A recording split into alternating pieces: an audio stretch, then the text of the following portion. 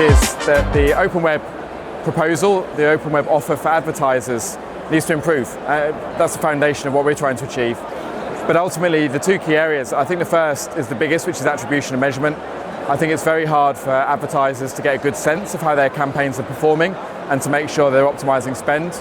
As a contradiction, I think Meta and Google are fantastic at this. And that's one of the reasons why you're seeing so much spend shift into walled gardens is simply attribution. And the second is fraud.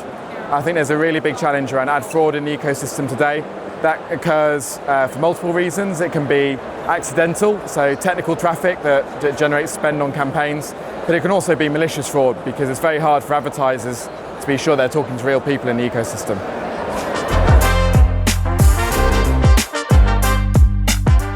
Honestly, there's still some really big decision and proof points that need to come out. So it's clear that Google are going to be asking the user for consent for third-party cookies, but what does that look like from the user experience? And we know that on one extreme you have something like ATT, which was Apple's anti-track technology. When consumers were asked for that, they opt out in droves. But actually we also know that opt-ins can be high if the question is phrased in a different way. So the first thing I'd say is that what happens in the long term will depend very strongly on that. The second, actually, I think we're going to end up in a situation where users are asked that they are going to opt out quite significantly, and that's going to make third-party cookies one of the poorer ways of making the internet addressable. I actually think, and there's a good chance this could happen quicker now than it was going to.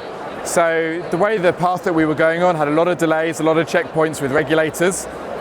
Google seemed to have freed themselves from that in some way, so they could be actually introducing the choice prompt quicker, and we could see the demise of third-party cookies even quicker. The big difference I think we're going to see though is where there's one day on Friday there was going to be cookies, Monday there wasn't in the old days, what we're going to see now is a gradual decline as consumers are asked. And I think that inflection point is important because for advertisers that was going to be the day when all the campaigns were going to have to be reset, reprogrammed to operate in a cookieless environment, and maybe what we see instead is like a gradual decrease over time.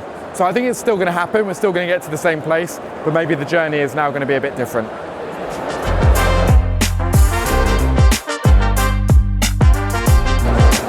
I think first of all there are two sets of advertisers. We should acknowledge the fact that a lot of the biggest advertisers have no first-party data.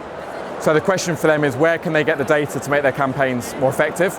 And I think we're starting to see things like retail media, contextual, which offer potential solutions for that. So I think there are some things in play that help. Secondly, on the advertisers that do have a lot of first-party data, I would actually say they're not in a very good place at all at the moment. I still don't think some of the privacy challenges around sharing personally identifiable data have been resolved. I think the adoption of privacy-enhancing tech that offers some of the solutions isn't as widespread as it needs to be. And those are the two things that we need to see more of in the next few years if people really are going to make use of their data better.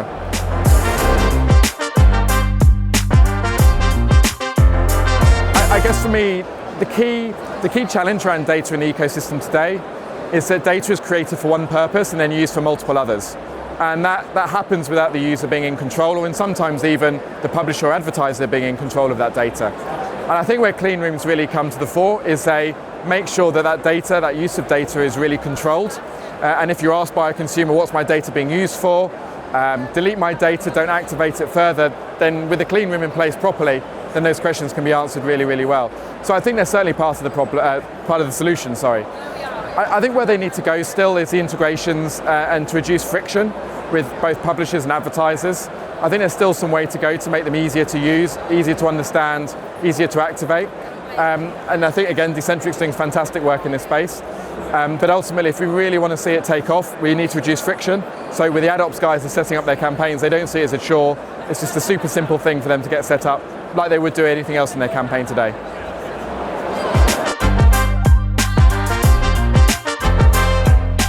Yeah, as advertisers get used to operating with less complete environments than they've had before, I think techniques like lookalike model, the use of machine learning can really help fill the gaps. So certain brands, for example, will not be able to understand their audience across all their websites.